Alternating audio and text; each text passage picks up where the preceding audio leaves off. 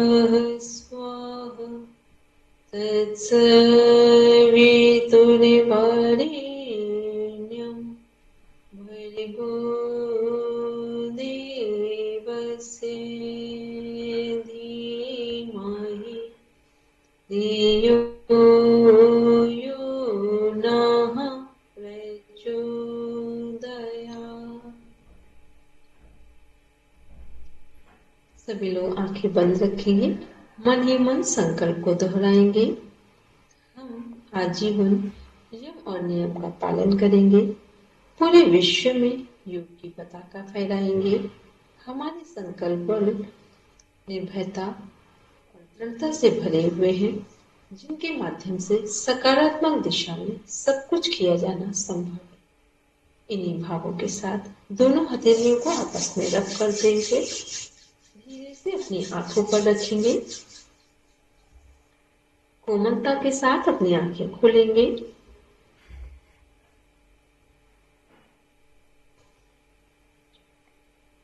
सभी PDF open करेंगे, page number बोलेंगे।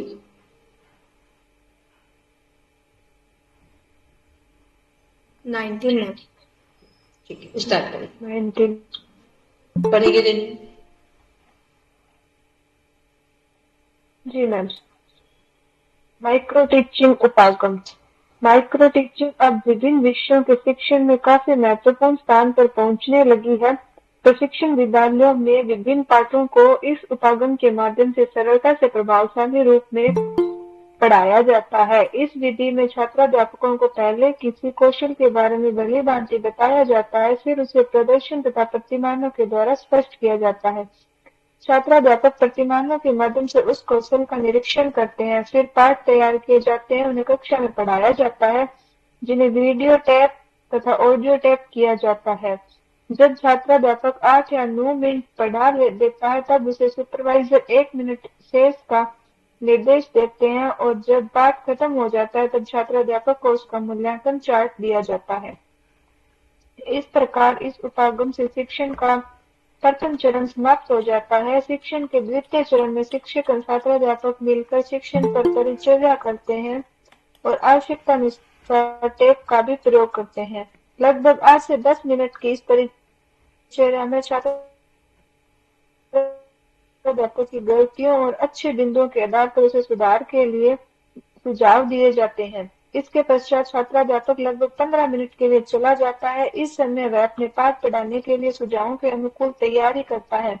यह समय योजना बनाने का समय तथा तृतीय चरण कहलाता है। फिर छात्राध्यापक उसके दूसरे दौरे में पढ़ाता है, जिसे पुनः शिक्षण काल कहा जाता है। इस समय छात्राध्यापक पहला पाठ जो प्रथम चरण में पढ़ा चुके हैं, उसी कक्षा के दूसरे छात्रों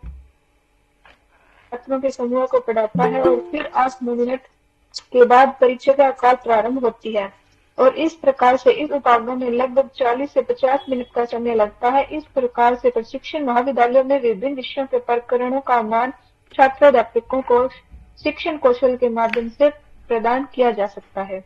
व्यक्तिगत विकास में योग शिक्षा का महत्व। इसका मीन्स क्या हुआ? कितने लोगों को समझ में आया? ये माइक्रो टीचिंग क्या है?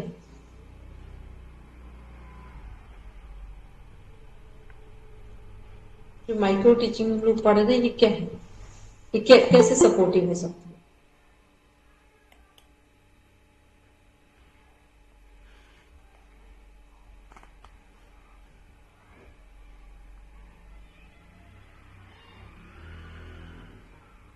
किसी को कुछ समझ नहीं आया तो फिर आगे क्यों पढ़े। मैम ऑडियो वीडियो के माध्यम से जो पढ़ाया जाता है। ऑडियो वीडियो, अभी हम लोगों के पास वीडियो नहीं, ऑडियो तो है, और वीडियो भी आपस में तो दिख ही रहे हैं, पीडीएफ आपके साथ है, उसका क्या इफेक्ट आएगा। रेनू जी दोबारा पढ़िए पूरा, अब ध्यान से सुना, ठीक है, क्लास में बैठे हो तो पूरा मन यहीं पर रखना। पढ़िए दोबारा से पूरा पैराग्राफ। माइक्रो टीचिंग अब विभिन्न विषयों के शिक्षण में काफी महत्वपूर्ण स्थान पर पहुंचने लगी है। प्रशिक्षण विद्यालयों में विभिन्न पाठों को इस उपागम के माध्यम से सरलता से प्रभावशाली जाता है। छात्र अध्यापकों को किसी कौशल के बारे में भली भांति बताया जाता है, फिर प्रदर्शन के द्वारा किया जाता है। अध्यापक इनामों के माध्यम से उस कौशल का निरीक्षण करते हैं, फिर पाठ तैयार किए जाते हैं और उन्हें कक्षा में पढ़ाया जाता है, जिन्हें ऑडियो टेप अथवा वीडियो टेप द्वारा किया जाता है। छात्र पढ़ा देता है तब उसके सुपरवाइजर 1 मिनट से 6 का निर्देश देते हैं, और जब खत्म हो जाता है तब छात्राध्यापक को उसका मूल्यांकन चार्ट दिया जाता है। इस प्रकार इस उपागम से शिक्षण का प्रथम चरण जाता है। शिक्षण के द्वितीय चरण में शिक्षण छात्राध्यापक मिलकर शिक्षण पर परिचर्चा करते हैं और आवश्यकता अनुसार टेप का भी प्रयोग करते हैं। लगभग की परिचर्या में छात्राध्यापक की गलतियों और अच्छे बिंदुओं के आधार पर उसे सुधार के लिए सुझाव दिए जाते हैं। इसके पश्चात छात्राध्यापक लगभग 15 मिनट के लिए चला जाता है। इस समय वह अपने पाठ पढ़ाने के लिए सुझावों के अनुकूल तैयारी करता है। यह समय योजना बनाने का समय अर्थात तृतीय चरण कहलाता है। फिर छात्राध्यापक दूसरे दौर में पढ़ाता है, जिसे पुनर्शिक्षण काल कहा जाता है। इस समय छात्राध्यापक अपना पहला पाठ जो प्रथम चरण में पढ़ा चुका है उसी कक्षा के दूसरे छात्र के समूहों को पढ़ाता है, और फिर 8-9 मिनट के बाद परिचर्या काल प्रारंभ होता है। इस प्रकार से इस उपागम में लगभग 40-50 मिनट का समय लगता है। इस प्रकार से प्रशिक्षण महाविद्यालयों में विभिन्न विषयों के प्रकरणों का मान छात्राध्यापकों को शिक्षण कौशल के माध्यम से प्रदान किया जा सकता है। चलो अब बताओ क्या हुआ इसका प्रॉपर मीनिंग।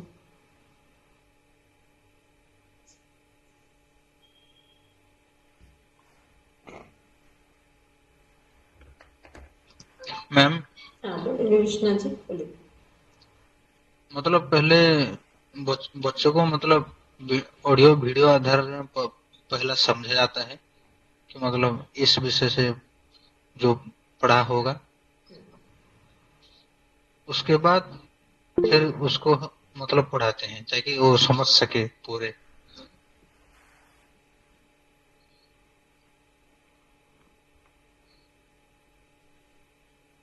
बोलेंगे रेनू जी। मैम माइक्रो टीचिंग में पहले मतलब जो टॉपिक हमें पढ़ाना है वो पढ़ाते हैं, और फिर उसकी ऑडियो वीडियो जो बनाई जाती है फिर उसको दोबारा सुन के किसी भी प्रकार से उस पर चर्चा की जाती है कि कहाँ इसकी गलती है, उसको सुधार के फिर उसमें दोबारा पढ़ाया जाता है। फिर उसको दोबारा उन गलतियों को सुधार के फिर उसके बारे में फिर से पढ़ाया जाता है। मैम हमारे तो ये बताएंगे क्या माइक्रो टीचिंग होता पढ़ाया है। माइक्रो टीचिंग क्या है।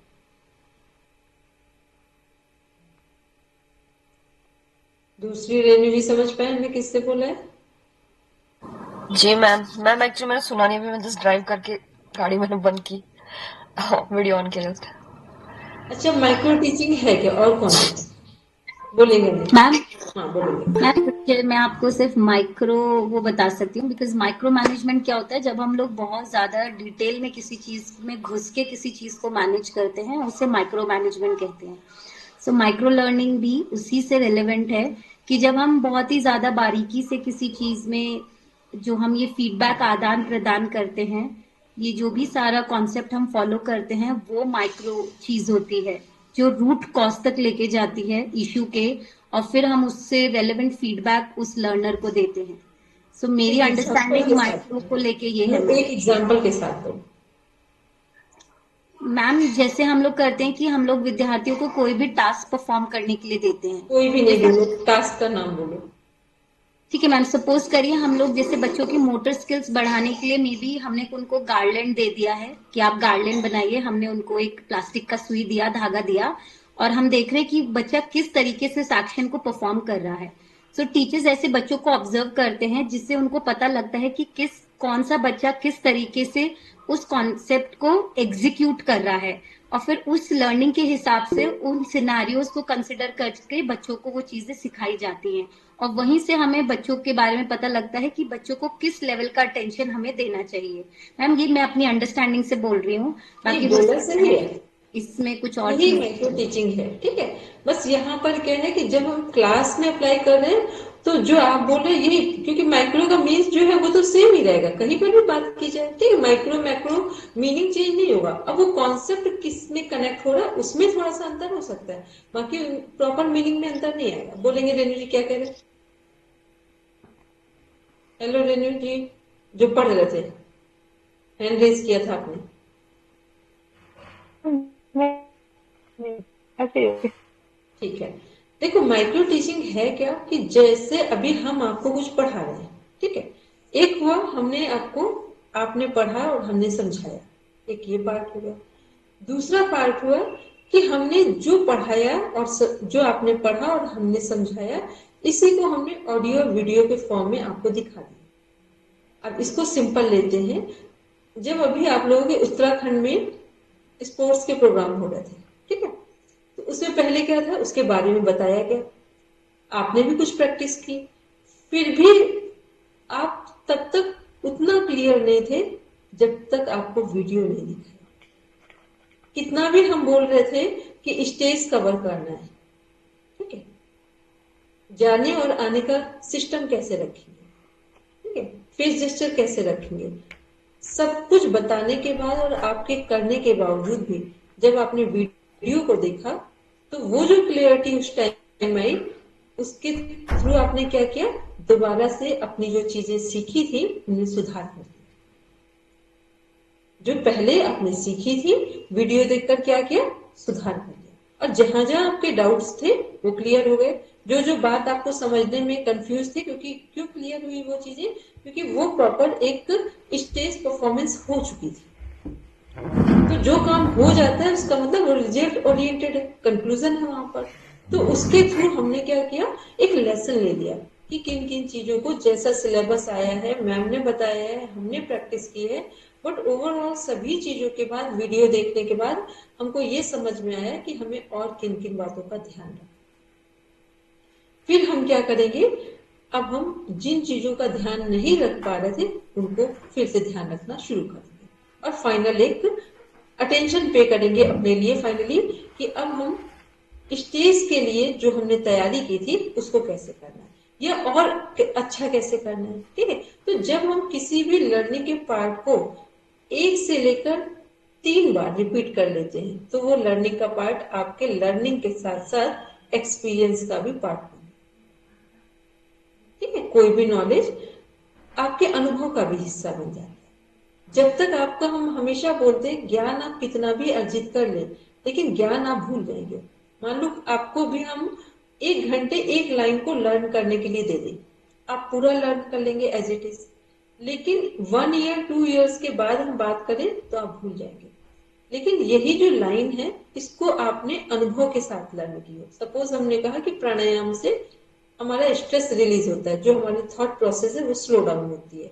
अब हमने इसको आपको प्रैक्टिस कराया प्रॉपर वे में, तो ये प्रैक्टिस क्या होगी, आपको ज्ञान मिला कि प्राणायाम से जो हमारा थॉट पैटर्न है, थॉट प्रोसेस है, उसको स्लो डाउन किया जा सकता है।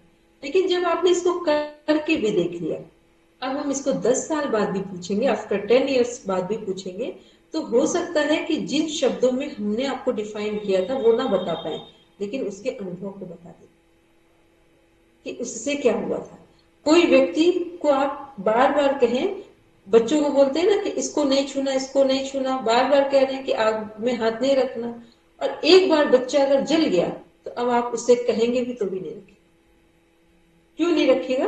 क्योंकि अब उसका एक्सपीरियंस है उसके साथ कि उस आग में हाथ लगा तो अब नहीं रखना, उसमें हमें दिक्कत हुई थी। ठीक है, तो जिस ज्ञान को आप पूरा अनुभव के साथ लेते हैं उसी का नाम है माइक्रो टीचिंग। चलिए अब आगे बढ़ें। पता है सभी लोग बड़े हैं और हम इसलिए बार बार बोल रहे हैं, यदि आप यहाँ ध्यान से नहीं पढ़ेंगे तो अपने बच्चों का कैसे ध्यान रखते हैं? हम इस बात में बहुत डाउटफुल कंडीशन में चले जाते हैं। बच्चों के लिए ऐसा मत करें कि बस उनको अच्छे स्कूलों में भेज रहे हैं। बच्चों के लिए आप भी अटेंशन पे करें, क्योंकि जितना आप अटेंटिव मोड में बैठेंगे उतना ही अटेंटिव मोड में आप अपने बच्चों को फेस करेंगे। ठीक है, एक पक्ष इतना स्ट्रांग मत करें कि इतना अर्निंग करें, सभी लोग कमा रहे हैं और फिर भी हम अपने आप में सेटिस्फेक्शन फील ही नहीं कर पा रहे हैं। ठीक है, गृहस्थ जीवन में है तो बच्चे क्या है, गृहस्थ जीवन का एक, ये बोले अगर दुनिया की सबसे बड़ी कोई उपलब्धि है तो गृहस्थ जीवन में बच्चों का पालन पोषण है। तो उसको इतना लाइटली ना लें, क्योंकि जितना अच्छे पेरेंट्स होंगे उतना ही अच्छे बच्चे होंगे। पेरेंट्स पर ही बच्चों का भविष्य डिपेंड करता है, आगे चल के वो कुछ भी करे, लेकिन जब तक टीन एज में है तब तक वो आपके साथ है। तो इसलिए ध्यान से, जब हमने फिर एक बार बोला, फिर दूसरी बार तो कुछ लोगों ने थोड़ा प्रयास किया, बाकी सब चुप रहे, इसका मतलब है कि हमने किसी चीज को समझने का प्रयास ही नहीं किया, केवल हमने फीस दे दी, एक सर्टिफिकेट ले लेंगे और जहां जाएंगे तो फिर इसका मतलब वहां के बच्चों को मिसलीड करेंगे। हम तो ये मान के चल रहे हैं, है ना। जब आप मेरी बात का यहाँ रिस्पॉन्ड नहीं कर पाए तो जब आपको अवसर मिलेगा पढ़ाने का तब तो आप कुछ भी पढ़ा रहे होंगे। चलिए आगे पढ़ेंगे। जितनी देर मेरी क्लास में सब बैठा करो, अवेयर होकर बैठा करो। ठीक है, हमको बहुत अच्छा लगता है जब हम जीवित होकर बैठते हैं। जीवित होने का मीन समझ गए? जीवित होने का मीन्स है कि हमारे सारे जो सेंसेस है एक ही जगह। चलिए आगे बढ़े। व्यक्तित्व विकास में योग शिक्षा का महत्व। सामाजिक विकास। योग शिक्षा से व्यक्ति की कायाकल्प हो जाती है, व्यक्ति चरित्रवान बनता है, कर्तव्य पालन की भावना बढ़ती है। यदि जन जन में कर्तव्य निष्ठा आ जाए, जन जन चरित्रवान बन जाए तो समाज, राष्ट्र तथा अंत में सारे विश्व का कल्याण हो जाए।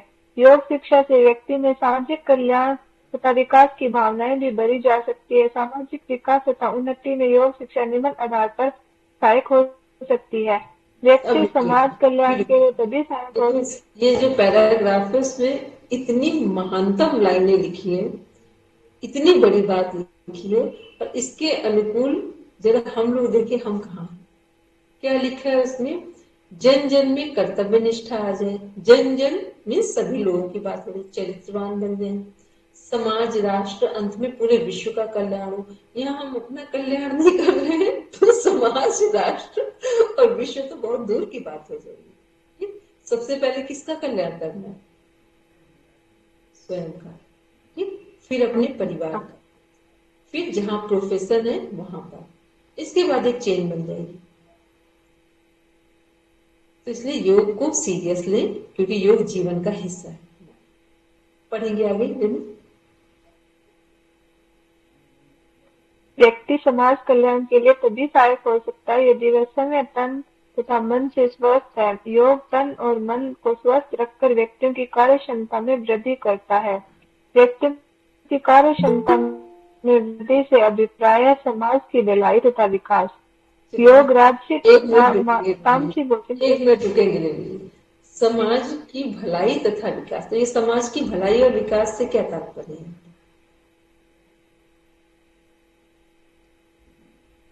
समाज की भलाई और विकास से तात्पर्य क्या है? What is the real meaning of this sentence? Ma'am, जब प्रत्येक व्यक्ति कर्तव्यवान बन जाएगा, जब वो अपने चरित्रवान बन जाएगा तो समाज भी वैसे ही बनेगा ना धीरे धीरे। ये बताओ कि ये हम लोग किसी को उपदेश दे रहे हैं या जीवन में ला रहे हैं? जब पहले खुद जीवन में लाएंगे तभी दूसरा को बता पाएंगे। नहीं तो ये बताओ कि जब ये कोर्स समाप्त हो जाएगा तब हम लोगों के जीवन में आएगा कि कोर्स रहते ही आ जाएगा, ये बताओ। मैम बहुत सारी चीजें ऑलरेडी आ गई हैं जीवन में, पर ये है कि प्रयास चल रहा है, थोड़ा टाइम लगेगा उस लेवल तक पहुंचने के लिए, बट बहुत सारी चीजें हैं जो हम इस 3-4 मंथ्स के पीरियड में काफी कुछ आपसे बाकी टीचर्स से सीख रहे हैं मैम, और सीख चुके हैं और ऑलरेडी लाइफ में इम्प्लीमेंट कर रहे हैं। सो अपना पार्ट कोशिश कर रहे हैं, अपने आप को इम्प्रूव करते रहे, वही जो आपने पहले भी समझाया था पहले लेक्चर्स में भी।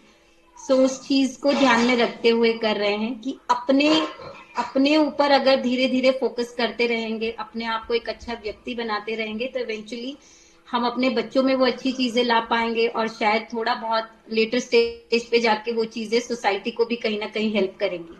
सो सारी ठीक शुरुआत है, अपने आप से, अपने घर से करनी है, वो धीरे धीरे अपने आप समाज में रिफ्लेक्ट करेंगी फिर।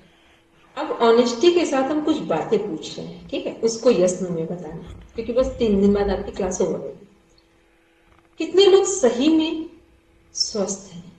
वो हैंड रेज करें। सही में सच में स्वस्थ है, हेल्दी है, वो हैंड रेज मेंटली या करें। यदि हेल्दी होते तो जो हम पढ़ रहे थे उसका जवाब क्यों नहीं दिया? मैम मेरा रीजन जवाब न देने का था क्योंकि मैं थोड़ा माइंड डिस्ट्रीब्यूटेड है, मैं ये भी सुन रही थी और कुछ और भी कर रही थी जो थोड़ा अर्जेंट था, तो मैंने फर्स्ट इंस्टेंस सुना ही नहीं, बहुत ऑनेस्टली बोल रही हूँ। जब आपने दोबारा बोला हम दोबारा रीड कर रहे हैं, तो मैंने उसको ध्यान से सुन के आंसर दिया। अनु की हमने बात मान ली, बाकी लोग? मैम मेरा भी सेम प्रोसेस यही था कि मैम साथ में छोटा बेटा भी है, तो मैम दोनों चीजें साथ में चल रही थी मैम एक्चुअल में। उसके लिए मैं दूध गर्म करके लाई, तो मैं उसमें थोड़ा स्किप हो गया मैम। नहीं, देखो एक बात समझ ले सभी लोग, क्योंकि पता है ये जो हम लोग पढ़ रहे हैं, पढ़ने के समय जैसे हम बच्चे के साथ जो भी काम करें, कभी कभी दो चीजें हो सकती है, जो काम करें उसमें एक जगह पहले कॉन्सेंट्रेट हो जाए, ठीक है। कोई ऐसा व्यक्ति है जो एक पैर बाहर रखे और एक पैर पानी में रखे और तैर जाएगा? नहीं है। नहीं मैम ऐसा कोई नहीं है।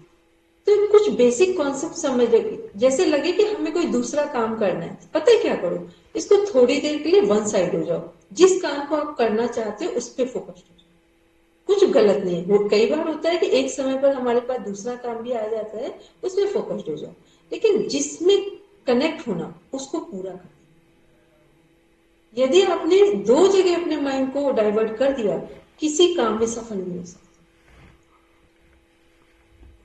क्लास है और आपको भोजन बनाना है, आप तुरंत क्लास को स्किप कर दो, बाद में सुन लेना, लेकिन भोजन को फिर सही से बनाना, नहीं तो क्या होगा, ना तो भोजन अच्छा बनेगा और ना क्लास सही से सुन। कभी भी एक समय पर दो काम नहीं करने चाहिए, एक समय पर एक ही काम करेंगे तो फिर आपका माइंड फोकस्ड होगा। पहली चीज सबके लिए मोस्ट इंपॉर्टेंट है। दूसरी चीज क्या है, पता है आप सब लोग कितने दिनों से क्या कर रहे हो हमें नहीं पता, मॉर्निंग की क्लास प्रैक्टिकल क्लास कैसे क्या ले रहे हैं उसके बारे में भी नहीं पता। मॉर्निंग की क्लास जब ओवर हो जाए, पूरे दिन में कहीं टाइम मिले, आधे घंटे का समय या 15 मिनट का समय अपने लिए डेली निकालो, शांत बैठो और ब्रेथ काउंटिंग करो। जिस व्यक्ति को ब्रेथ काउंटिंग करना आ गया, समझ लो अपने माइंड को कॉन्सेंट्रेट करना आ गया। जब माइंड कॉन्सेंट्रेट होता है एक समय पर एक जगह पर, तो जो काम आप जिस काम को करने में आप 5 घंटे लगाते हैं, उसे कितनी देर में करेंगे? केवल 1 घंटे में। और रिजल्ट ओरिएंटेड करेंगे। तो क्या पढ़ाना है, क्वांटिटी ओरिएंटेड लाइफ जीनी या क्वालिटी ओरिएंटेड? क्योंकि ये सब जो पता है बहुत मुश्किल, मोस्टली लोग मैरिड लाइफ में है, फैमिली वाले बहुत मुश्किल में ये टाइम मिला है, पता नहीं दोबारा मिलेगा भी कि नहीं मिलेगा। तो जहां जो मिला है उसको वही मैनेज कर लो, वही चीजों को सीख लो कि हम क्या सीखने के लिए बैठे हैं, कौन सी ऐसी चीजें थी जिनको हमने पहले नहीं सीखी, क्योंकि जो क्वालिटीज हमारे अंदर नहीं होंगी वो हमारे बच्चों में आ जाएं, बहुत मुश्किल, बहुत मुश्किल है। देखो बच्चों को जन्म देना ये बड़ी बात नहीं है, बच्चों को बनाया क्या है ये बड़ी बात। इसलिए पूरे ध्यान के साथ, हम ऐसा नहीं है कि कोई हम आपको डांटते हैं, मेरा डांटने का तो उद्देश्य ही नहीं होता है, लेकिन हाँ, अलर्ट करने का तो मन मेरा हमेशा होता है कि यदि बैठे हैं तो बिल्कुल होशपूर्ण बैठेंगे, नहीं तो नहीं बैठेंगे। तो अब जो भी पढ़ना वो सही से पढ़ना। अब सब लोग सीधे बैठो। एक प्रैक्टिस आज हम फिर करा रहे हैं, कल और परसों जो लास्ट डे है उसमें कराएंगे। उसको ध्यान से डेली करना सीखो सब, ठीक है? सब बैठो सही से, केवल 5 मिनट की प्रैक्टिस कराएंगे। सब केवल शांत बैठ के गहरा श्वास लेना, डीप ब्रीदिंग करना और धीरे धीरे श्वास को छोड़ना, और इतनी अवेकनिंग पोजीशन में श्वास को लेना और छोड़ना कि ऐसा लगे कि श्वास कहाँ तक जा रहा है उसको हम देख पा रहे हैं। चेस्ट तक जा रहा है या नेवल तक जा रहा है।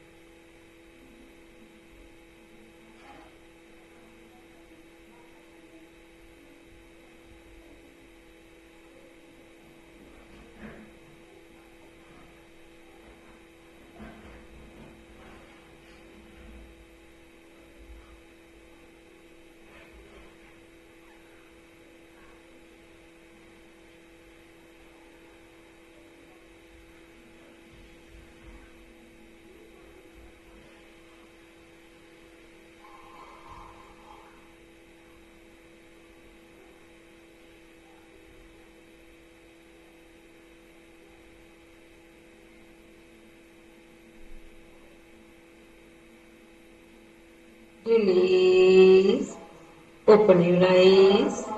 सभी आईज ओपन करेंगे। पता है ये जो भी हमने प्रैक्टिस कराई है इसको आप 15 मिनट डेली किया कीजिए, कोई भी एक समय निकाल कर। आपको पता चलेगा कुछ दिनों के बाद कि 5 घंटे का काम सिर्फ हम 1 घंटे में करने लगे। तो जो आपको समय नहीं मिलता है वो समय ही समय दिखाई देगा। ठीक है?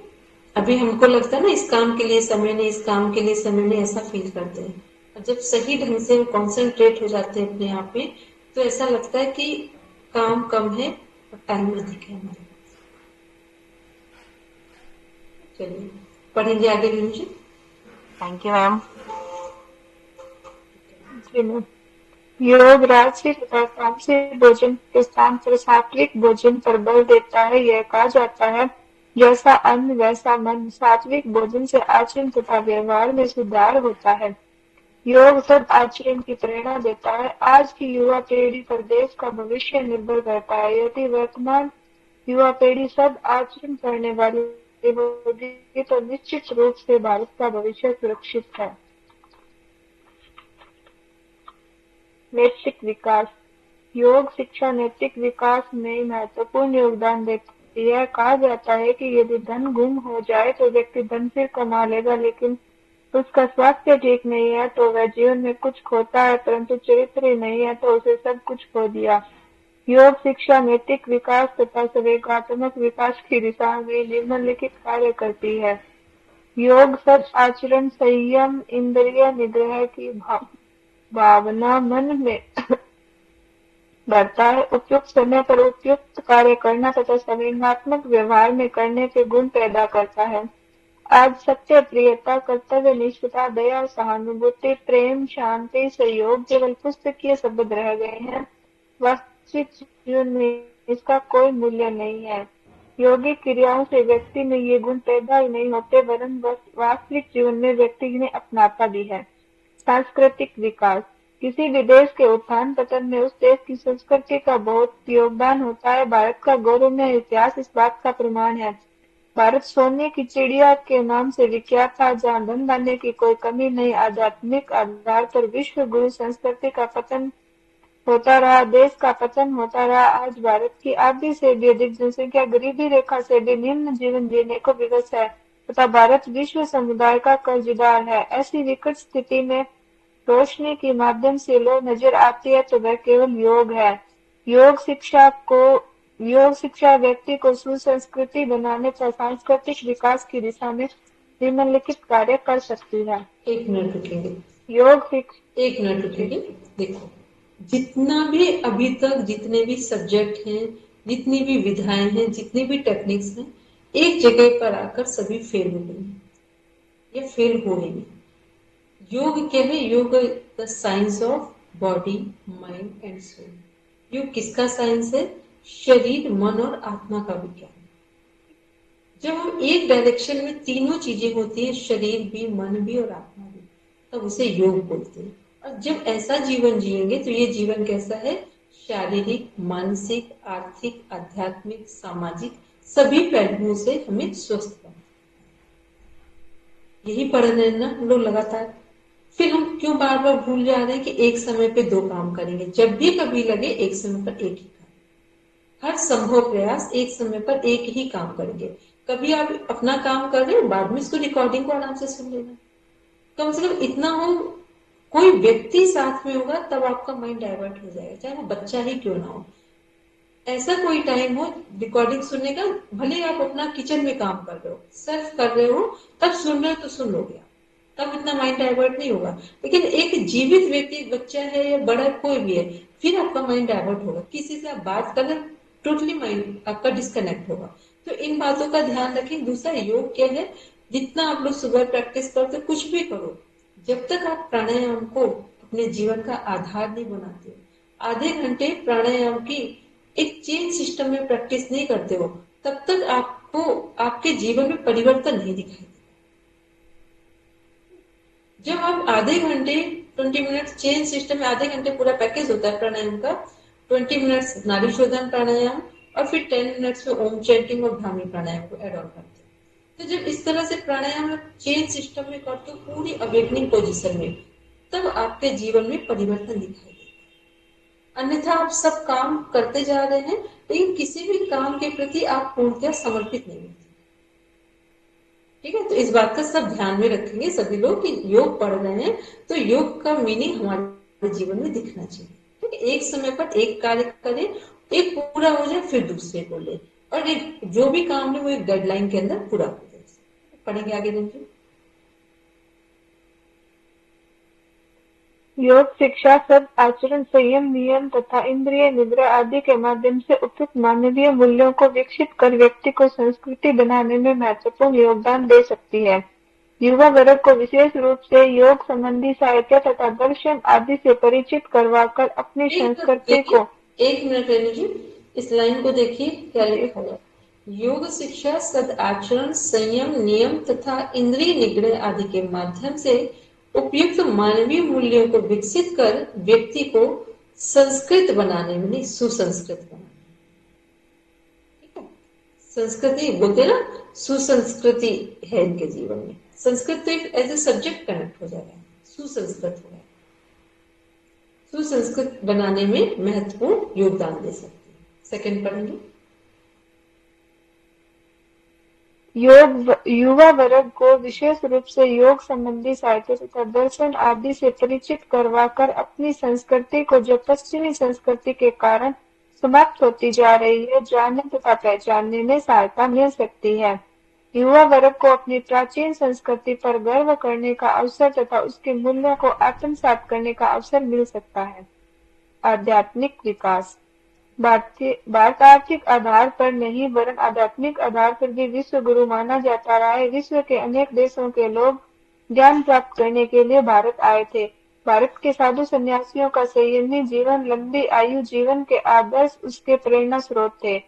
धीरे धीरे हम अपना गौरव भूलते गए। वर्षों तक विदेशियों द्वारा लूट तथा दासता के जीवन ने हमें आर्थिक आधार पर ही नहीं, आध्यात्मिक आधार पर ही खोखला बना दिया।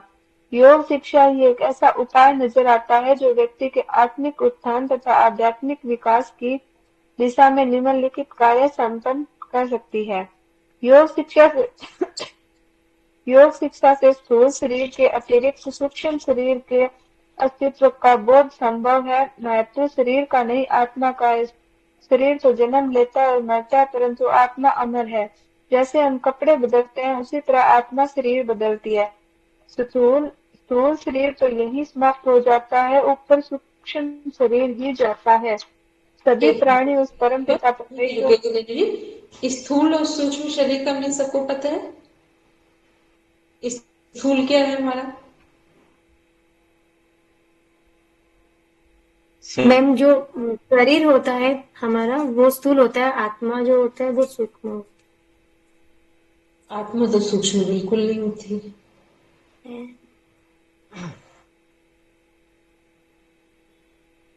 जो बाहर से दिखता है वो बोलिए। वो सूक्ष्म हाँ, शरीर होता है मैम।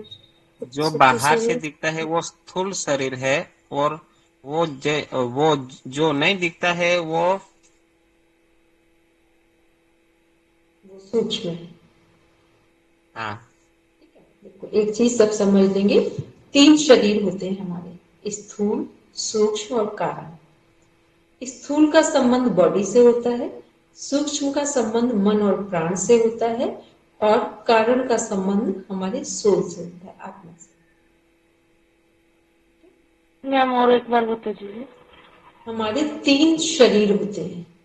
3 शरीर को बोलते हैं स्थूल शरीर, सूक्ष्म शरीर ग्रॉस बॉडी, फिर है हमारा एस्ट्रल बॉडी, सटल बॉडी जो सूक्ष्म है, फिर कैजुअल बॉडी जो हमारा कारण शरीर है।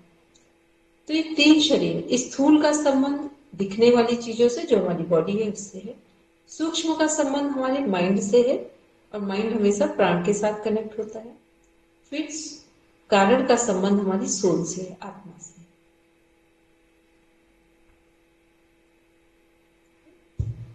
तो ये क्या है, इसमें लिखा हुआ है स्थूल शरीर तो यही समाप्त हो जाता है, ऊपर सूक्ष्म शरीर ही जाता है।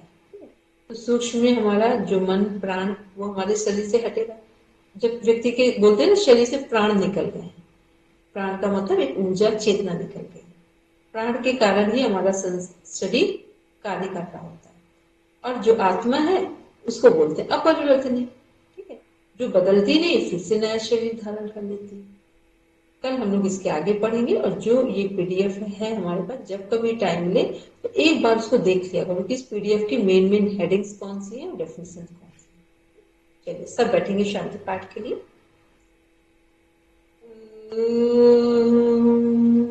शांति।